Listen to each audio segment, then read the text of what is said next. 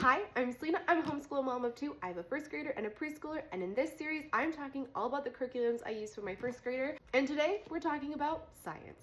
In the homeschooling world, there are two types of curriculums that you can buy. There's going to be faith-based, and there's going to be secular. We are a secular family. I have an undergrad degree in neurobiology and a master's in epidemiology. So needless to say, science is very important to me, and I take our science learning very, very seriously. Our science curriculum is Real Science Odyssey, and this is the life science curriculum. You can buy this curriculum either digitally like this and print out the pages, or you can get books. I have moved on to books now because I am not keeping all of this together. But the way the curriculum is set up is very similar. I like it. It's not overwhelming and it's super easy for kids. You get a little blurb to read about, and then you have a lab to kind of work through everything you're learning. In the life science curriculum, we have gone from the cell to the human body, and then we are moving all the way through the animal kingdom and how to classify animals. So I find this to be really fun. Now let's go through the books.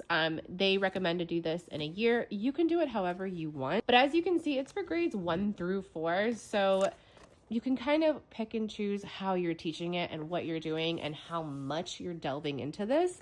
But again, you are being introduced to a topic, and then you have a lab that goes with it.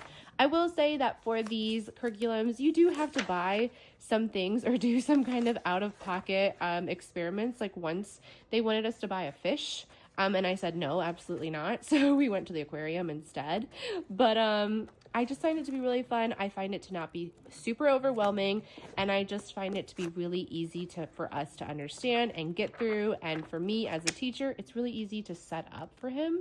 For science in the early elementary years, it doesn't matter what you're teaching them as long as you're helping to develop that love of learning. They're going to see these science topics so many times in their learning career that don't focus on mastery, just focus on developing love.